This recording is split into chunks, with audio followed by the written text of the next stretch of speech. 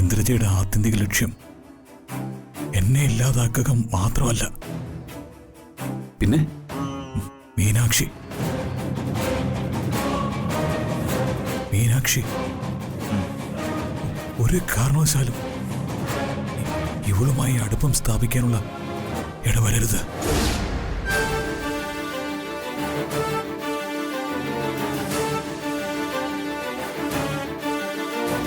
ഈ ഇന്ദ്രജ കാരണമാണ് ജയിലിൽ എനിക്ക് ഈ പീഡനങ്ങൾ സഹിക്കേണ്ടി വന്നെന്നുള്ള കാര്യം ഇനി ഒരാൾ പോലും അറിയരുത്. മാധുരിയുടെ മരണത്തിൽ ഈ ഇന്ദ്രജിക്കുള്ള പക ചെറുതല്ല. അവൾ എന്റെ മീനാക്ഷിയെ നമ്മളിൽ നിന്നും അകറ്റാൻ ശ്രമിക്കും. എന്തൊക്കെയാ അങ്കിൾ ഈ പറയുന്നത്? വിറകെത്ര എരിഞ്ഞാലും ദാഹം തീരാത്ത പകയുടെ ഒരു കനൽ കൂമ്പാരമാണ് ആ ഇന്ദ്രജ. ഒരിക്കലും കെട്ടടങ്ങാത്ത തീക്കനൽ.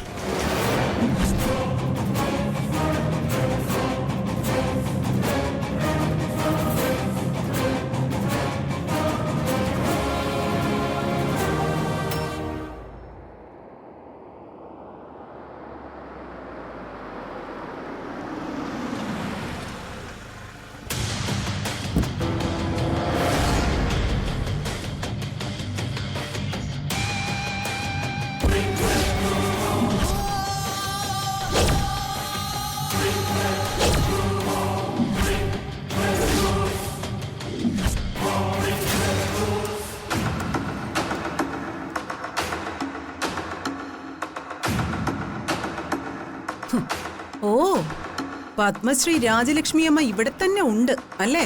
എന്റെ മുറ്റത്ത് കയറി വന്ന് എന്റെ നേരെ ഒരു പരിഹാസം. എന്റെ വീട്ടിൽ നിന്ന് ഞാൻ എങ്ങോട്ട് പോകാനാ? നിങ്ങളെയൊക്കെ എങ്ങോട്ട് വിടണമെന്ന് എനിക്ക് നന്നായിട്ട് അറിയാം. എന്റെ വീട്ടിൽ കയറി വന്ന് എന്നെ വെല്ലുവിളിക്കുന്നോടി. ആദിത്യ മര്യാദ കാണിക്കേണ്ടത് ഭാരതീയ സംസ്കാരത്തിൽപ്പെട്ടതാ. ഇത് എന്റെ മുറ്റമായി പോയി. അല്ലെങ്കിലേ എന്റെ കൈ നിന്റെ ചെകിട്ടത്ത് പതിച്ചെന്നെ. ചെമ്പകമംഗലത്ത് രാജലക്ഷ്മി അമ്മയുടെ ആ പ്രതാപകാലമൊന്നും ഇനിയില്ല. അതൊക്കെ അസ്തമിച്ചിട്ടേ കാലങ്ങളായി.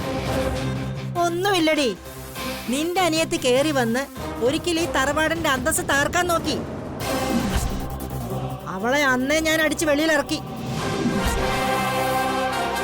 എന്താ അമ്മ പ്രശ്നം? ദേ ഇവള് നിന്റെ നാത്തു എന്റെ വീട്ടിൽ കയറി വന്ന് എന്നെ ഭീഷണിപ്പെടുത്തുന്നു. ഇവളെ ദുബായിൽ നിന്നിങ്ങോട്ട് കെട്ടിയെടുത്തു. അറേബ്യയിലെ മഹാരാജ്ഞിയാണെന്ന് മറ്റുള്ള ഇവളുടെ സംസാരം. ഇവളോ അറേബ്യയിലെ രാജകുമാരിയോ? ഏതെങ്കിലും കാട്ടറബിയുടെ ഭാര്യയായിരിക്കും. സാവിത്രി, നീ എന്റെ ഏട്ടന്റെ ഭാര്യ, അത് ഓർമ്മ വേണം. എന്താ ഇവിടെ ഒരു ഒച്ചപ്പാട്? ഓ, അകത്തുണ്ടായിരുന്നല്ലേ എന്റെ ഏട്ടൻ? ഇങ്ങനെ ഒരു കൂടിക്കാഴ്ച ഞാൻ പ്രതീക്ഷിച്ചില്ല. എന്റെ അനിയത്തിയെ കൊല ചെയ്തിട്ട് നിങ്ങൾ എല്ലാവരും കൂടി ഇവിടെ സമാധാനത്തോടെ വാഴുകയാണല്ലേ? ഇന്ദ്രജ, നീ കരുതുന്ന പോലെ ഒന്നും അല്ല കാര്യങ്ങള്. സത്യം അറിയാതെ നീ സംസാരിക്കരുത്. സത്യങ്ങളെല്ലാം മനസ്സിലാക്കി അത് മനപാഠമാക്കിയിട്ട് തന്നെയാ ഞാൻ ദുബായിൽ നിന്ന് ഇങ്ങോട്ട് ലാൻഡ് ചെയ്തത്. നിനക്ക് കുറെ ഫ്ലൈറ്റ് കമ്പനി ഉണ്ടെന്ന് എനിക്കറിയാം. ഇപ്പൊ ശരിക്കും എത്ര ഫ്ലൈറ്റ് ഉണ്ട്? നിന്റെ ഫ്ലൈറ്റ് കമ്പനിയുടെ പേര് എയർ ഇന്ദ്രജ എന്നല്ലേ? സൂക്ഷിച്ച് സംസാരിക്കടി. ഓ, ഇല്ലെങ്കിൽ സാവിത്രി, ഇവള് വിവരക്കേട് കാണിക്കുന്നു വെച്ച് നീയും അങ്ങനെ ആയാലേ ഇവള് നീയും തമ്മിൽ എന്താ വ്യത്യാസം? ഒരു ഏട്ടൻ സ്വന്തം പെങ്ങളെ നീചമായി കൊന്നവരുടെ വീട്ടിൽ തിന്നും കുടിച്ചും മന്തി ഉറങ്ങുന്ന നിങ്ങളെക്കുറിച്ച് എനിക്ക് സഹതാപമേ ഉള്ളൂ.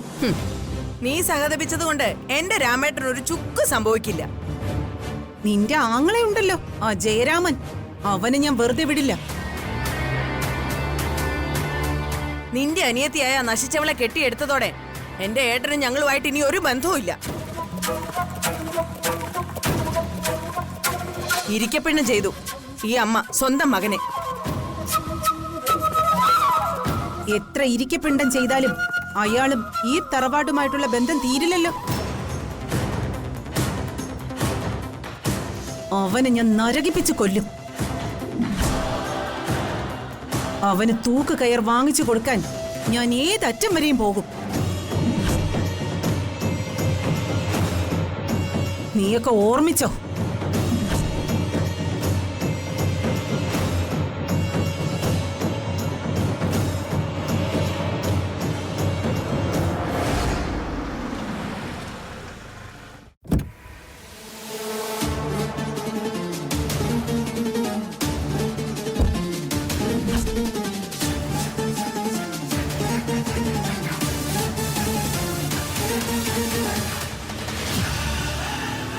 ഓ, വന്നോ ACP? എന്താ അമ്മായി, വെല്ലുവിളികളും ഭീഷണികളും പ്രകടനങ്ങളും ഒന്നും തീർന്നില്ല ഇതുവരെ. ഇല്ലടാ, ഈ തറവാട് കുളം തോണ്ടി ആ കുളത്തിൽ നിന്ന് അരക്കപ്പ് വെള്ളം കൂടി കുടിച്ചിട്ടേ ഞാൻ പോകൂ. എത്ര നടക്കാത്ത മനോഹരമായ പേക്കിനാവ്, ഭ്രാന്തമായ സ്വപ്നം. ഇവക്ക് മനോരോഗമാടാ. നെല്ലിക്ക തളം വെച്ചാലൊന്നും തീരില്ല. ഊളംപാറയിൽ അടയ്ക്കണം. ഇടി ഏയ് അമ്മായി, അങ്ങാടി തോറ്റതിന് എന്റെ അമ്മയോട് വേണ്ട. നീ വലിയ പോലീസ് ഓഫീസറൊക്കെ ആയിരിക്കും. എന്റെ അനിയത്തിയുടെ കൊലപാതക കേസ് തേച്ചു മാച്ച് കളയാൻ ശ്രമിച്ച പിന്നെ നിന്റെ പോലീസ് യൂണിഫോം ഈ ശരീരത്തിൽ ഉണ്ടാവില്ല.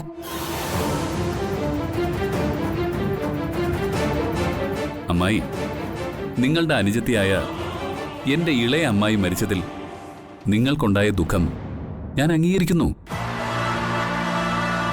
അതിന് ഈ വീട്ടിലുള്ള ഞങ്ങൾ ആരും തന്നെ കാരണക്കാരല്ല.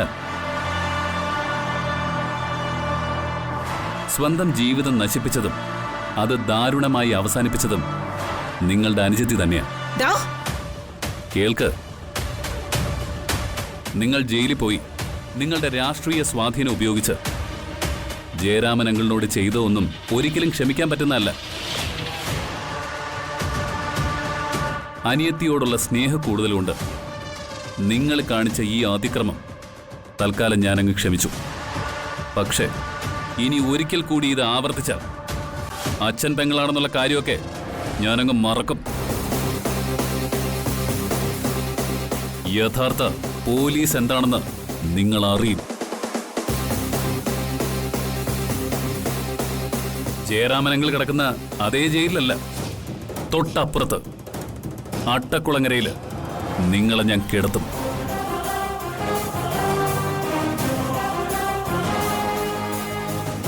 ഓർമ്മയിലിരിക്കട്ടെ. എടാ, നിന്നെ ഞാൻ അതാണ് ഗേറ്റ്. Clear out.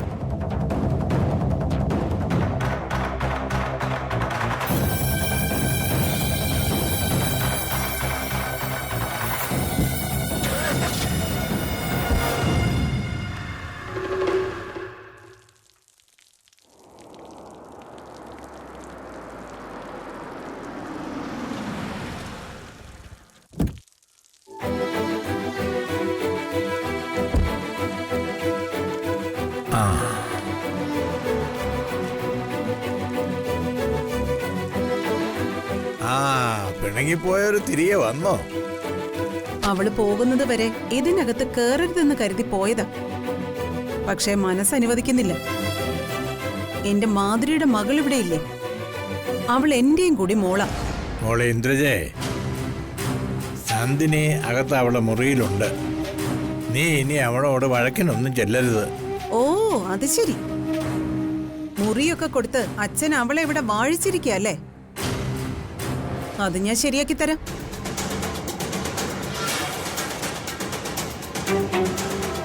എവിടെടി മീനാക്ഷി? അകത്തുണ്ട്. നിനക്കെന്താടി വനപ്പനിയുണ്ടോ? നിന്ന് വിറയ്ക്കുന്നുണ്ടല്ലോ. വീട്ടിലേക്ക് കേറി വരുമ്പോ കാണുന്നത് ഈ ആശ്രീകരത്തിന്റെയൊക്കെ തിരുമോന്തയാണല്ലോ.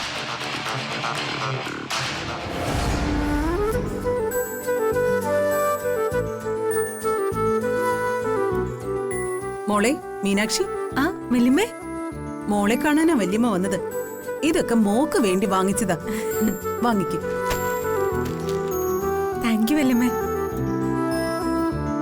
അതൊക്കെ നോക്കിക്കേ. ഇഷ്ടമായില്ലെങ്കിൽ പറയണം, നമുക്ക് വേറെ വാങ്ങിക്കാം. വല്യമ്മ വാങ്ങിത്തരുന്നത് എന്തും എനിക്കിഷ്ടാ. എന്റെ മാധുരിയുടെ ചേച്ചിയല്ലേ വല്യമ്മ? അമ്മയെ വിളിച്ചിരുന്നത് മാധുരി എന്നാണോ? അതെ. എന്ത് ചെയ്യാം, കൊന്നു കളഞ്ഞില്ലേ എന്റെ പ്രിയപ്പെട്ട അനിയത്തിയെ. എന്നിട്ടും അച്ഛൻ അവളെ ഇവിടെ കയറ്റി താമസിപ്പിച്ചിരിക്കുക, എന്റെ അനിയത്തിയുടെ കൊലപാതകി. ഞാനിത് മുത്തശ്ശനോട് ചോദിച്ചു വല്യമ്മേ. അപ്പോ മുത്തശ്ശൻ അവരെ ന്യായീകരിക്കുക. അച്ഛനെയും അവള് മയക്കി വെച്ചിരിക്കുക. ഇങ്ങനെ പാവത്തം കളിച്ച് മറ്റുള്ളവരെ മയക്കാൻ ഇവള് പണ്ടേ മിടിക്കുക. ആ, അത് ശരിയാ. ചെമ്പകമംഗലത്തും ഇവരുടെ നയം ഇത് തന്നെയായിരുന്നു. എന്റെ മോളെങ്കിലും അവളുടെ വാക്കുകൾ വിശ്വസിക്കരുത്. ഇവള് ഈ നന്ദിനിയാ എന്റെ മോളുടെ അമ്മയെ ഇല്ലാതാക്കിയത്. അമ്മയെ കൊന്നവരോട് ഒരു കോംപ്രമൈസും പാടില്ല. ഈ നന്ദിനിയെ എന്നേക്കുമായി ഇല്ലാതാക്കണം. എങ്കിലേ മാധുരിയുടെ ആത്മാവിന് മോക്ഷം കിട്ടും.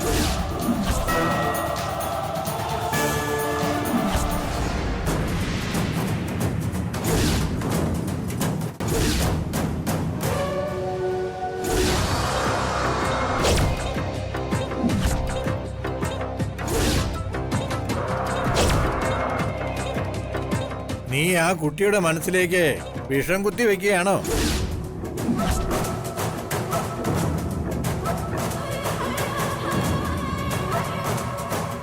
അസത്യങ്ങൾ പറഞ്ഞു പഠിപ്പിച്ച് നീ മീനാക്ഷിയുടെ ഉള്ളിലേക്ക് വെറുപ്പും പകയും പ്രതികാരവും സൃഷ്ടിക്കരുത്.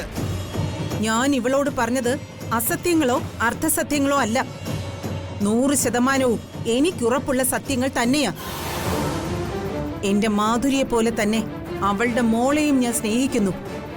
ഇനി മുതല് ഇവളുടെ കാര്യങ്ങളൊക്കെ നോക്കേണ്ടത് എന്റെ ചുമതലയാ. നീ അവളെ സ്നേഹിച്ചു, അവളുടെ ഉത്തരവാദിത്തങ്ങളൊന്നും ഏറ്റെടുക്കണ്ട. അതിന് വേറെ ആളുണ്ട്. ആ വേറെ ആളുകളിൽ ഒരാള് ആ നന്ദിനി ആയിരിക്കും അല്ലേ? നന്ദിനിയോട് നിനക്ക് എന്താ ഇത്ര പ്രതികാരം? അവൾ നിന്നോട് എന്ത് തെറ്റ് ചെയ്തു? എന്റെ അനിയത്തിയെ ഇല്ലാതാക്കിയത് അവൾ ഒറ്റ ഒരുത്തിയാ. നിന്റെ അനിയത്തെ ഇല്ലാതായത് അവളുടെ കയ്യിലിരിപ്പ് കൊണ്ടാണ്. നിങ്ങളെ ജനിപ്പിച്ച നിങ്ങളുടെ അച്ഛനാണ് ഈ പറയുന്നത്. എന്റെ 3 മക്കളിൽ 2 പേരും ഇത്ര സ്വാർത്ഥമോഹികളും മനസ്സിൽ ഇരുട്ടുള്ളവരുമാണെന്ന് ഞാൻ അറിഞ്ഞിരുന്നില്ല. മകളുടെ അന്തകയെ അച്ഛൻ ന്യായീകരിക്കുകയാണോ? നന്ദിനി ആരുടെയും അന്തകയല്ല, അവളൊരു ദേവതയാ.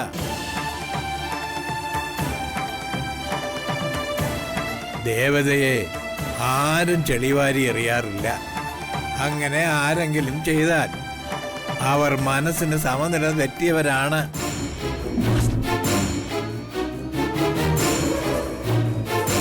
പൂക്കളും പൂമാലകളുമാ ദേവീ വിഗ്രഹത്തിൽ ചാർത്തുന്നത്.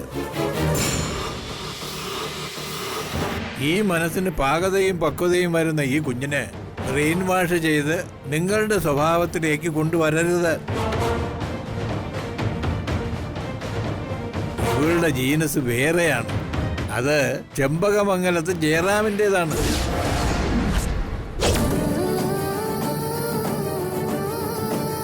അവൾ ആ സ്വഭാവത്തിൽ വളരട്ടെ. നന്ദിനിയോട് അന്ധമായ പ്രതികാരം തീർക്കാൻ ഈ കുട്ടിയെ ബലിമൃഗമാക്കരുത്.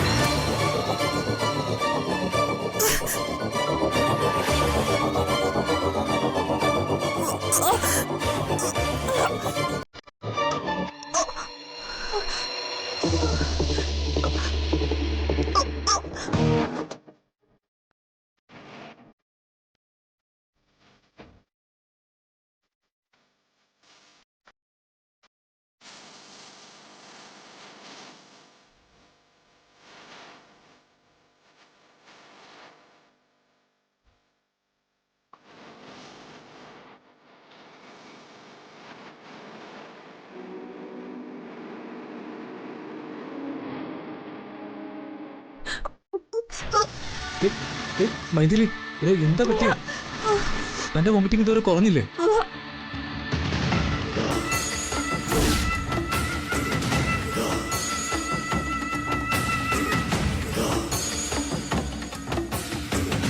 ഒരയ്ക്ക് തീ പിടിക്കുമ്പോ നിന്റെ അനിയൻ വാഴ വെട്ടുന്നത് കണ്ടോ? അയ്യോ അത് വാഴ വെട്ടൊന്നും അല്ല, അവൻ അവളെ സഹായിച്ചു കൊടുക്കല്ലേ. എല്ലേ ഇതാണോ സഹായം? ഡാ, നീ എന്തിനാ അവളെ പുറം തിരുമ്മി കൊടുക്കുന്നത്?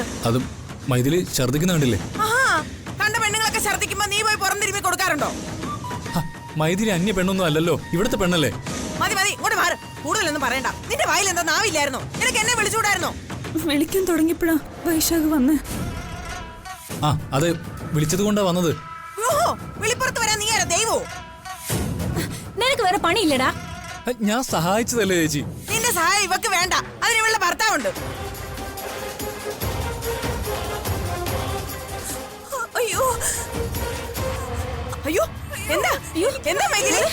അയ്യോ എന്താ മൈഥിലി, വേദന കൊണ്ട് ഞാനിപ്പോ മരിക്കും.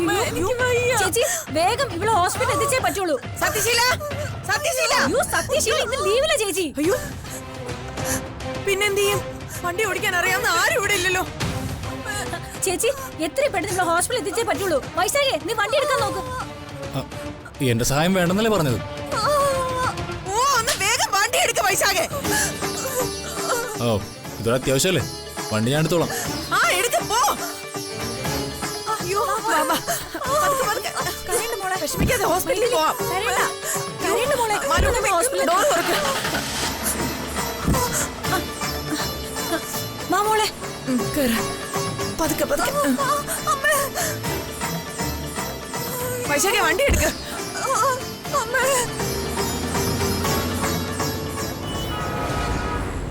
അയ്യോ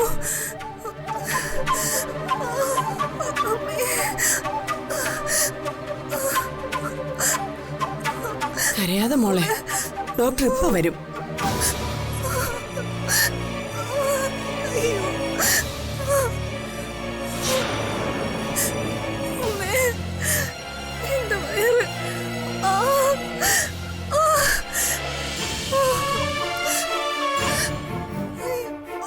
അതെ, എല്ലാരും ഒന്ന് പുറത്തേക്ക് നിന്നേ, ഡോക്ടർ പരിശോധിക്കട്ടെ. മാമ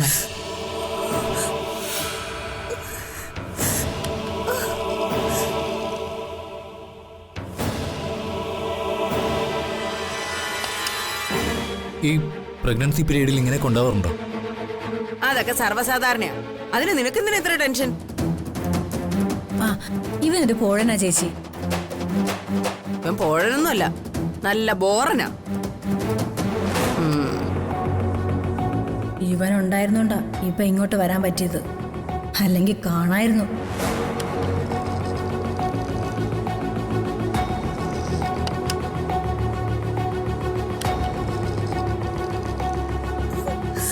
ഡോക്ടർ എന്താ മൈഥിലിയുടെ പ്രശ്നം? ഹസ്ബൻഡ് ആണല്ലേ? ഇവൻ ഹസ്ബൻഡ് ഒന്നുമല്ല. ഈ കിടക്കുന്നത് എന്റെ മകൻ ACP കാർത്തിക്കിന്റെ വൈഫാ. ഈ മരുന്ന് ഫാർമസിന്ന് വേഗം വാങ്ങണം. ഇങ്ങോട്ട് കൊണ്ടുപോവാ, ഞാൻ പോയി വാങ്ങിക്കൊണ്ടുവരാം. ഇവൻ വലിയ ഉപദ്രവം ആവുമല്ലോ. എന്താ ഡോക്ടർ പ്രശ്നം? പറയാം, ബ്ലഡ് എടുത്തിട്ടുണ്ട്, റിസൾട്ട് കൂടി വരട്ടെ. ഇതാ ഡോക്ടർ മരുന്ന്. ഇങ്ങനെ തന്നേക്ക്.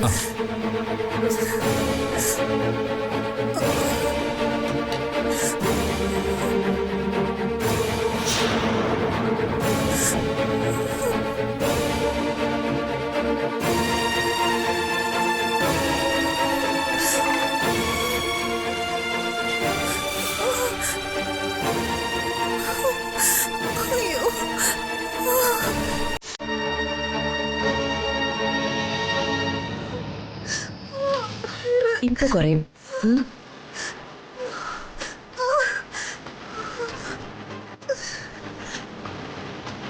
മൈഥിലി, വയറുവേനക്കുള്ള ഇഞ്ചക്ഷന് ഇപ്പൊ കുറയും. ഇങ്ങനെ കരയാതിരിക്കും മൈഥിലി.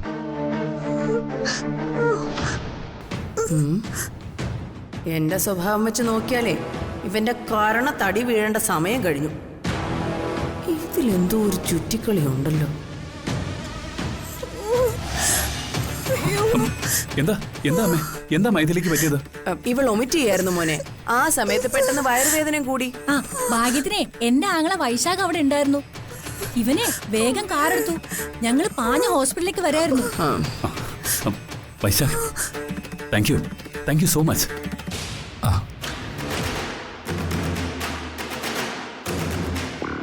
അങ്ങനെ ആ ശല്യം പുറത്തേക്ക് പോയി.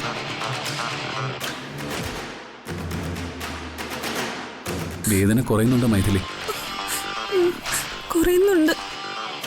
മലു വാ, ഞങ്ങളെ ടെസ്റ്റിന്റെ റിസൾട്ട് ആയോ നോക്കട്ടെ.